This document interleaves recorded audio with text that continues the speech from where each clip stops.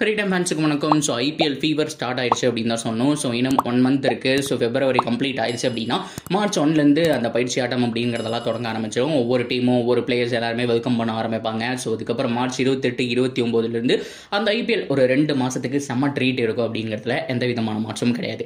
இந்த வருஷம் ஐபிஎல்லுடைய தலை சிறந்த கேப்டனாக யார் இருக்க போகிறா, ஒவ்வொரு டீமை பற்றியும் நம்ம பார்க்கலாம். So detail video already captaincy பற்றி நம்ம போஸ்ட் பண்ணியிருக்கோம். இருந்தாலும் தலை சிறந்த 3 கேப்டனை மட்டும் பார்ப்போம். ஸோ மற்ற டீம்ஸை லைட்டாக அப்படியே டச் பண்ணுவோம். ஸோ அதே மாதிரி முக்கியமாக ஆர்சிபியில் கேப்டன்சி மாற்றம் நடக்க போதா. ஃபேப் டு பிளேசியோட கரண்ட் ஃபார்ம் ரொம்ப புவராக இருக்கு. அவர் இல்லைன்னா யார் வந்துட்டு கேப்டனாக இருக்க முடியும். அதாவது ஒரு பிளேயராக அவர் ஆடுவார், பட் இருந்தாலும் கேப்டன்சி மாற்றம் இருக்குமா, விராட் கோலி அகைன் பார்க்க முடியுமா அப்படிங்கிற எல்லா கேள்விகளுக்கும் டீட்டெயிலாக இந்த வீடியோவில் ஆன்சர் பார்த்து தெரிஞ்சுக்கலாம். அதுக்கு முன்னாடி ஃபர்ஸ்ட் டைம் சேனலுக்கு வரீங்கன்னா மறக்காம சப்ஸ்கிரைப் பண்ணி சப்போர்ட் பண்ணுங்க. அப்போ தான் நம்ம போடுற வீடியோ எல்லாமே எங்களுக்கு வந்து சேரும். சரி வாங்க வீடியோக்குள்ள போகலாம். சரி ஓகே, ஐபிஎல் 2024 யாருக்கு முக்கியமோ இல்லையோ யங்ஸ்டர்ஸுக்கு ரொம்ப முக்கியம். குறிப்பாக இந்தியன் டீம் யங்ஸ்டர்ஸுக்கு ரொம்ப முக்கியம். பிகாஸ் இப்போ வரைக்கும் இந்த டோர்னமெண்ட்டில் T20 வேர்ல்ட் கப், அதாவது ஜூன் ஜூலையில் நடக்கக்கூடிய T20 வேர்ல்ட் கப்புக்கு யாரெல்லாம் வந்துட்டு செம்மையாக இருக்க போகிறாங்க அப்படின்னு சொல்லி நம்ம சூஸ் பண்ணி வச்சிருக்கோம். ஸோ எல்லா டீமுமே சூஸ் பண்ணிட்டு வந்துட்டு இருக்காங்க. இந்தியன் டீம் ஆஃப்கோர்ஸ் வந்துட்டு நிறைய பேரை சூஸ் பண்ணி வச்சிருக்காங்க. ஸோ ஜெய்ஸ்வால், ரிங்கு சிங், திலக் வர்மா, சூரியகுமார் யாதவ், சிவம் தூபேங்கிற மாதிரி குப்பை மாதிரி பிளேயர்ஸ் இருக்காங்க. ஸோ நம்ம ஆட போகிறது எங்கேன்னா நியூயார்க். அது மட்டும் இல்லாமல் இன்னொரு பக்கம் வெஸ்ட் இண்டீஸ். ஸோ நியூயார்க்கை பொறுத்த வரைக்கும் கிரவுண்ட்ஸ் உடைய சைஸ் அப்படிங்கிறது ரொம்ப கம்மி. ஸோ நமக்கு மேக்ஸிமம் மேட்சஸ் அப்படிங்கிறது வந்துட்டு அந்த இடத்துல இருக்கு. ஸோ கண்டிப்பாக வின் பண்ணுறதுக்கான சான்ஸ் அப்படிங்கிறது ஹைலி பாசிபிள். ஸோ பிகாஸ் சின்ன கிரவுண்ட் அப்படிங்கிறதுனால ஸோ இந்த சின்ன கிரவுண்டில் இந்த தொட்டு விடுற பிளேயர்ஸ் எல்லாம் வச்சு ஒன்றும் பண்ண முடியாது. ஸோ கண்டிப்பாக ஹார்டு ஹிட்டர்ஸ் அப்படிங்கிறது ரொம்ப ரொம்ப ரொம்ப ரொம்ப ரொம்ப முக்கியம். ஸோ அந்த வகையில் ஜெய்ஸ்வால், சிவம் தூபே ஸோ எல்லாருமே நல்லா பண்ணிட்டு இருக்காங்க. யாருப்பா உள்ள போவான்னு சொல்லி சூஸ் பண்ணவே முடியல. எல்லாருமே அவங்களுடைய வாய்ப்பை வந்துட்டு பயன்படுத்திக்கிட்டாங்க. சஞ்சு சாம்சன் தவற விட்டுட்டாரு அப்படின்னு தான் சொல்லணும். அப்படி இருந்த போதும் சிவம் தூபே அவருக்கு வந்துட்டு ஒரு 3 வாய்ப்பு கொடுத்தாங்க. ஒரு மேட்ச் ஃபெயிலியர் ஆனாரு, 2 மேட்ச் 60 அப்படிங்கிற மாதிரி செம்மையான இன்னிங்ஸ் ஆடி கொடுத்தாரு. எல்லா சிக்ஸுமே பயங்கரமான கிளீன் ஹிட், வெளியில மேக்ஸிமம் லாங் ஆஃப்ல அடிக்கிறாரு. அதுதாங்க ரொம்ப முக்கியம். அதுதான் சேஃபஸ்ட் ஏரியா டு ஹிட் 6 அப்படிங்கிற மாதிரி. ஸோ கண்டிப்பா அந்த ஏரியாவில் அதிகமாக ஸ்கோர் பண்ணக்கூடிய பேட்ஸ்மேன்ஸ் வேணும். ஸோ சிவம் தூபே நல்லா இம்ப்ரூவ் பண்ணியிருக்காரு. ஸோ சிங்கிள்ஸ் வந்துட்டு பயங்கரமாக ஓடுறாரு அப்படிங்கிறதுனால அவருடைய தேவையும் தேவைதான். ஸோ அதனால் நம்ம இப்போ என்ன பண்ணுவாங்க, இந்தியன் டீமுடைய பிளான் என்ன அப்படின்னா ஐபிஎல் பேஸ் பண்ணி தான் எல்லாமே இருக்க போகுது. ஐபிஎல்ல அதே கரண்ட் ஃபார்ம் வச்சிருக்காங்களா, அதே ஃபயர் அவுட் இருக்காங்களா? பிகாஸ் இந்த T20 முடிஞ்சதுக்கப்புறம் வேற எந்த லீகுமே ஆடாமல் டேரெக்டாக அவங்க ஐபிஎல் போயிடுவாங்க. ஐபிஎல்லையும் அதே ஃபார்ம் வச்சிருக்காங்க அப்படிங்கிற பட்சத்தில் T20 வேர்ல்ட் கப் ஸ்குவாடில் அந்த பிளேயருக்கு சான்ஸ் இருக்கு. யாராவது 2 பேர் தான் வருவாங்க. ஸோ ரிங்கு சிங், திலக் வர்மா, சூரியகுமார் யாதவ், அது மட்டும் இல்லாமல் ஸோ நம்மளோட ஹர்திக் பாண்டியா உள்ள வந்துருவாரு. ஸோ அதுக்கப்புறம் வந்துட்டு சிவம் தூபே இருக்கிறாரு, ஜெய்ஸ்வால் இருக்காரு. இவங்க எல்லாரையும் கம்பேர் பண்ணும்போது இதில் யாரோ 2 பேருக்கு மட்டும்தான் உள்ள வாய்ப்பு. சூரியகுமார் யாதவ் அண்ட் ஹர்திக் பாண்டியா ஆஃப்கோர்ஸ் உள்ளே இருந்தாலும் மீதி இருக்கக்கூடிய இந்த லெஃப்ட் ஹேண்டர்ஸில் பார்த்தோம் அப்படின்னா யாராவது 2-3 பேர் தான் ஆடுவாங்க. சஞ்சு சாம்சன், ஜித்தேஷ் சர்மா இவங்களுக்குலாம் சான்ஸ் கிடைக்குமாங்கிறது டவுட் தான். அதுக்கு சரியான ஒரு பிளாட்ஃபார்ம் அப்படின்னா ஐபிஎல் தான். ஸோ அதனால எதிர்பார்ப்பு அதிகம். ஓகேவா? ஸோ இதில் பெஸ்ட் கேப்டன்ஸ் யாரு அப்படிங்கிறதா மிகப்பெரிய கேள்வி. சஞ்சு சாம்சனை பொறுத்த வரைக்கும் ஆர்ஆருக்கு குவைட் குட், நல்லா தான் பண்ணிட்டு இருக்காரு. ஆனால் சில மேட்சஸ் அடி வாங்கினாரு. போன தடவை நல்ல டீமை கொண்டு போயிட்டு இருந்தாருங்க. செகண்ட் ஹாஃப்ல பார்த்தோம் அப்படின்னா பயங்கரமாக சொதப்பி குவாலிஃபையே ஆக முடியாமல் பண்ணிட்டாரு. ஸோ அவருடைய கேப்டன்சி நிறைய இம்ப்ரூவ் பண்ண வேண்டியது இருக்கு. ஸோ அந்த பக்கம் சிக்கர் தவான் பஞ்சாப் கிங்ஸுக்கு இருப்பாரு. ஸோ அவருடைய கேப்டன்சி எப்படி இருக்க போகுதுன்னு தெரியல, பொறுத்திருந்து பார்க்கணும். ஸோ அதே மாதிரி எல்ஆர்ஜி, KL ராகுல் அவரை பொறுத்த வரைக்கும் ரொம்ப பாவங்க. அவர் கேப்டன் பண்ற டீம் வந்துட்டு அவ்வளோ பூரா பர்ஃபார்ம் பண்றாங்க. ஆனால் அவருடைய இண்டிவிஜுவல் பர்ஃபார்மன்ஸ் நல்லா இருக்கு. ஸோ அது ஒரு இன்னைக்கு வரைக்குமே வந்துட்டு புரியாத புதிராகவே இருந்துட்டு இருக்கு. ஹோப்ஃபுல்லி கேப்டன்சியில் இந்த வருஷம் பெஸ்ட்டாக பண்ணுவார் அப்படின்னு நம்பலாம். ஸோ அதே மாதிரி KKR பொறுத்த வரைக்கும் கேப்டன்சி மாற்றிருக்காங்க. ஸ்ரேயஸ் ஐயர் உள்ள வந்திருக்காங்க ரிங்கு சிங்க்கு பதிலாக. ஆனால் ஸ்ரேயஸ் ஐயர் கேப்டன்சி பண்ணி ரொம்ப வருஷம் வச்சு. ஸோ இந்த வருஷம் நல்லா பண்ணுவாரா அப்படிங்கிறது எல்லாத்தையும் நம்ம வெயிட் பண்ணி தான் பார்க்கணும். ஸோ எல்லா டீமுமே இந்த மாதிரி கேள்விக்குறியாக இருந்துட்டு இருக்காங்க. SRH பொறுத்த வரைக்கும் கேப்டன் யாருன்னே தெரியல. ஸோ மார்கிரமா போடுவாங்களா, இல்லை புவியை போடுவாங்களா, இல்லை Pat Cummins world cup winning captain அவங்கள போடுவாங்களான்னு தெரியல. ஸோ அந்த மாதிரி ஒரு பக்கம் அவங்களுக்கு வந்துட்டு ரொம்ப சேடாக போயிட்டு இருக்கு. அண்ட் GT குஜராத் டைட்டன்ஸை பொறுத்த வரைக்கும் சுப்மன் கில் ஒரு யங் பாய்க்கு வந்துட்டு அந்த ஒரு பொறுப்பை கொடுத்துருக்காங்க. அவர் எப்படி யூட்டிலைஸ் பண்ணி கொண்டு போக போறாரு அப்படிங்கிறது தெரியல.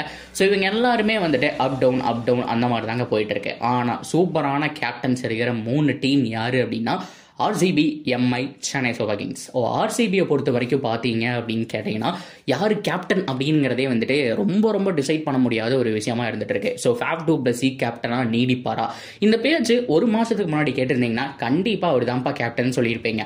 ஆனால் இப்போ வர இன்சைட் ரிப்போர்ட், ஏகப்பட்ட சோர்ஸ் படி ஃபேப் கேப்டனாக இருக்கிறதுக்கான சான்ஸ் ரொம்ப ரொம்ப ரொம்ப ரொம்ப கம்மி. ஸோ அதுவும் பேஸ் அந்த ஒரு சவுத் ஆப்பிரிக்கா T20 பேஸ் பண்ணி தான். அதாவது போன வருஷம் RCBக்கு நல்லா பண்ணாருங்க. பேட்டிங் ஆகட்டும், கேப்டன்சி ஆகட்டும், எல்லாம் எல்லாமே நல்லா பண்ணிட்டு தான் போனார். ஆனால் அதுக்கப்புறம் இந்த ஒரு வருஷத்தில் என்ன ஆச்சுன்னு தெரியல, எல்லாத்துலேயுமே வீக். ஓவர்ஸ் கரெக்டாக ரொட்டேட் பண்ணுறதில்ல, பேட்டிங்கும் சரியாக பண்ணுறதில்ல, ஏகப்பட்ட குற்றச்சாட்டுகள் அவர் மேல் இருக்குது. அப்படிங்கிறதுனால ஃபேஃப் டு பிளஸி கண்டினியூ பண்ணுவாரானுங்கிறது ஒரு கேள்வி தான்.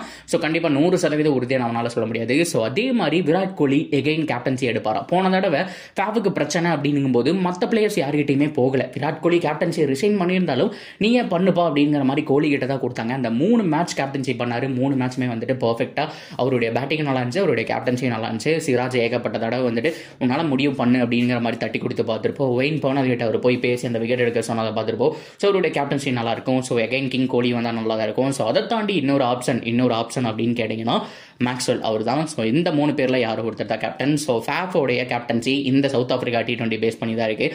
ஸோ ரொம்ப போரான ஃபார்ம். 12 இன்னிங்ஸில் பார்த்தோம் அப்படின்னா அவருடைய பெஸ்ட்டே 15 தான். ஒரு 60-70 ரன்னுக்கு மேலே கூட அடிக்கவே இல்லை. இதுவே ஐபிஎல்லாக இருந்தால் இதே 12 இன்னிங்ஸில் 600 ரன் அடிச்சிருப்பாரு மனுஷன். ஸோ அந்த அளவுக்கு ரொம்ப போராக போயிட்டு இருக்குங்க ஃபேஃபுடைய கரியர். சரி, ஓகே. ஸோ இந்த லிஸ்ட்டில் 3வது இடத்துல RCB வச்சிருக்கிற காரணம் கேப்டன்சி யாராக இருந்தாலும் பெட்டராக பண்ணக்கூடிய ஆட்கள் தான். ஒன்று ஃபேஃபாக இருக்கணும், இல்லைனா கோலியாக தான் இருக்கணும். ஸோ அதனால வந்துட்டு நான் மேலே வச்சிருக்கேன். ஸோ செகண்ட் இடத்துல யார் அப்படின்னா ஹார்திக் பாண்டியா வந்துட்டு உண்மையாலுமே வந்துட்டு ஏகப்பட்ட வாய்ப்பை மிஸ் பண்ணிட்டாரு. அதாவது குஜராத் டைட்டன்ஸ்லாம் நல்லா தான் பண்ணிட்டு இருந்தார், அங்கேயே இருந்திருக்கலாம். பட் இருந்தாலும் இந்த டீம் மும்பை இந்தியன்ஸுக்கு ரிட்டர்ன் வந்ததுக்கான ரீசனே என்னன்னு கேட்டிங்கன்னா அந்த ஒரு கேப்டன்சி தான். நீங்கள் கோடி கொடுக்குறதெல்லாம் மேட்ரு கிடையாது. நான் மற்ற டீமுக்கு போனாலும் எனக்கு எவ்வளவோ அமௌண்ட் வேணாலும் கிடைக்கும். ஸோ கொடுத்து எடுக்கிறதுக்கு தயாராக இருக்காங்க. எனக்கு கேப்டன்சி வேணும், கொடுப்பீங்களா அப்படிங்கிற மாதிரி தான் மும்பை இந்தியன்ஸ் அப்ரோச் பண்ணப்போ அவர் சொன்னார். கேப்டன்சி தானே கொடுக்குறோம் அப்படிங்கிற மாதிரி ரோஹிட்டை டவுன் பண்ணிட்டு இப்போ மும்பை இந்தியன்ஸ் வந்துட்டு ஹார்திக் பாண்டியா கிட்ட கொடுத்துருக்காங்க. ஸோ கண்டிப்பாக செம்மையான ஒரு டெரிஃபிக் கேப்டன் அப்படிங்கிறதுல மாற்றம் கிடையாதுங்க. ஏன்னா அவருக்கு கொடுத்த 2 சான்ஸ்லையுமே டீமை பர்ஃபெக்டாக எடுத்து ஃபைனல் வரைக்கும் கொண்டு போன ஒரு தடவை நம்ம பார்த்துருப்போம். அதாவது லாஸ்ட் இயர். ஸோ அதுக்கு முன்னாடி வருஷம் கோப்பையை வின் பண்ணதையும் பார்த்துருப்போம்.